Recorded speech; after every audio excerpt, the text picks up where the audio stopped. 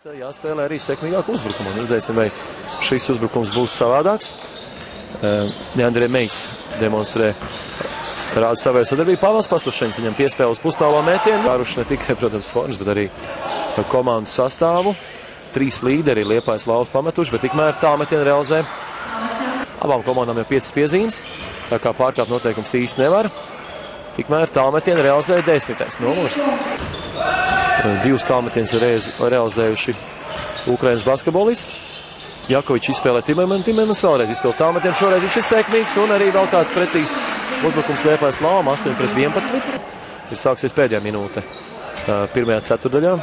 Un tad Jakovičs bija spiests taisīt operāciju. Pēc operācijas arī viņš atlabi, it kā diezgan labi pats jūtās. Ivars Timermans jūtās arī tikpat labi. Ir rezultāts, jā, nu kaut kas ir aizķēries, es neapskatījos, kas jums rāda cienījamie. Basketbola draugi pēdējās sekundes rīt pirmajā ceturdaļā ļoti sarežģīts mētiens ar aizturu gaisā ir precīzi.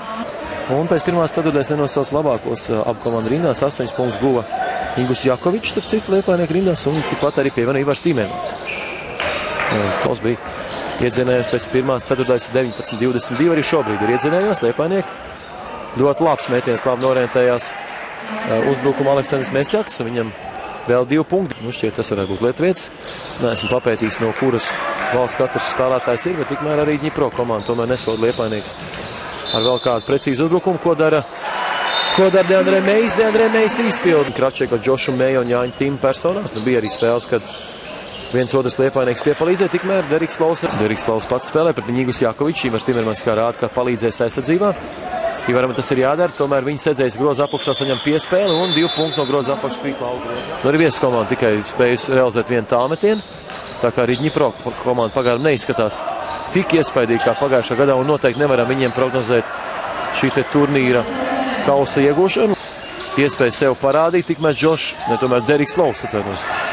Deriks Lauvs izpilda pustālo metienu, uzbrukuma pēdējās sekundes. Jakovičs coast un viegli 2 punkti. Drīz dosies laukumā, Nesbits bija piecēlies kājās, rādot, ka viņš atbalsta savējo komandas biedru darbību. Renārs Magonis devies tikko laukumā, uzreiz realizē tālmetienu, panāk daut 3. ceturtajā.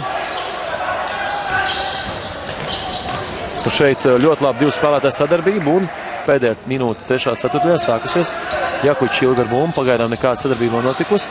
Laukumā groza apakšā Arnolds Helmans, bēg Ingus Jakovičs. Guvušs punkts.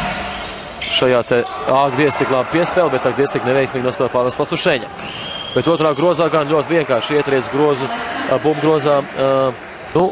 Arturam Bricim jāatgūst tā pārliecība, kas viņam bija gan Liepājas Lauvās, gan arī U20 rindās. Šeit ļoti daudz tāls piespēles Lauva izpildījumā un nevar uzreiz komandu atrast labu noslēgumu uzbrukumā. Tikmēr Ārtisāte nospēlē individuāli.